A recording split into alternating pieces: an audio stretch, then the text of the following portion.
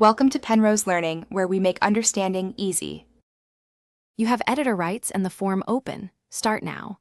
First, remove any published or embedded instances. If you embedded the form in a site or shared a public URL, delete that embed and revoke that link where possible. Once done, check Settings, uncheck anyone with the link publishing options, and confirm whether sign-in is required. Make sure responses are routed to a spreadsheet if you need saved data. These steps stop the public publish state and prepare the form to be sent directly. Now convert from publish to send by using Send. Click the Send button in the top right, then pick Email to enter addresses, or choose the Link tab to copy a controlled URL, shorten it if needed. If you want embed, re-embed only in trusted pages and remove public indexes.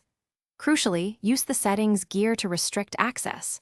Require sign-in, limit to your domain, or list specific accounts. These choices explain why sending is more controlled than publishing, and how to limit who can respond.